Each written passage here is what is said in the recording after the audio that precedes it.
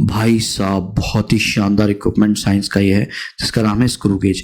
आज हम इससे डायमीटर ऑफ पेंसिल मेजर करेंगे, बट ये मेनली काम आता है डायमीटर्स ऑफ स्मॉल वायर्स का निकालने के लिए। तो ये जो आप स्क्रू गेज देख रहे हैं, इसके अंदर सारे डायमेंशंस मैंने दे रखे हैं, एनविल, मेन स्क्रीम, और इसको यूज़ करके हम बहुत ही छोटे से छोटे ऑब्जेक्ट का डायमीटर निकाल सकते हैं, स्पेशली वायर्स। और इसका लीस्ट काउंट 0.01 mm है।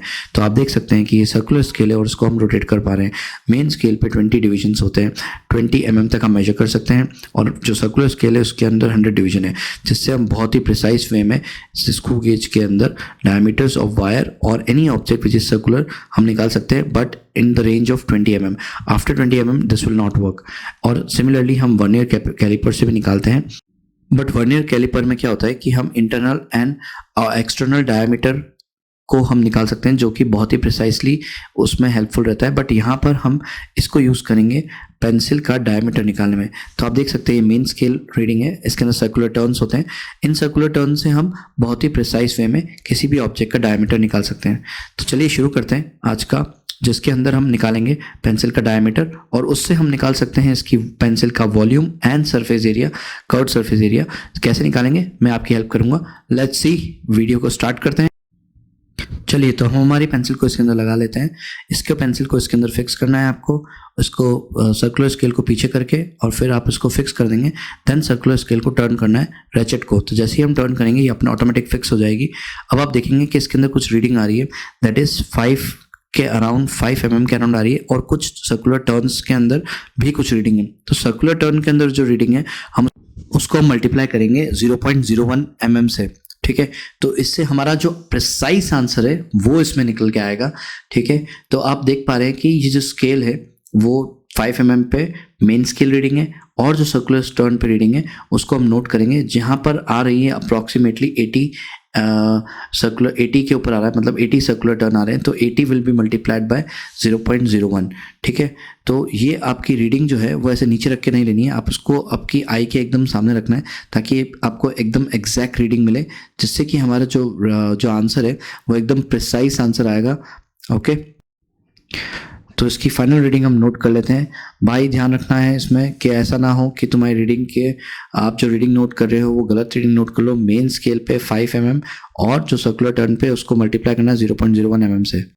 चलिए, तो इसका डायमीटर निकालते हैं हम पेंसिल का।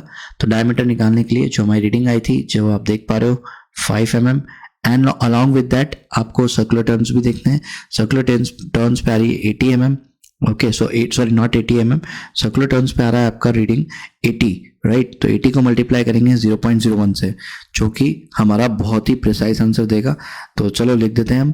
तो आप देख पा रहे हो 5 mm मैंने लिख चुका हूँ, और 80 मल्टीप्लाई बाय 0.01। जब हम इसकी कैलकुलेशन करेंगे तो 5 mm तो ऐसा कैसा आएगा, एंड फिर हम 80 उसके जो पॉइंट्स है उसको 0 हटा देंगे, तो इससे कट हो जाएगा, तो आएगा 8/10 आएगा। तो 8/10 को हम लिख सकते हैं 0.8, राइट। सो जो फाइनल आंसर आएगा हमारा 5.8 mm, जो कि बहुत ही प्रिसाइज आंसर है, जो हेल्प करेगा हमारा सरफेस एरिया एंड वॉल्यूम निकालने में, ठीक है।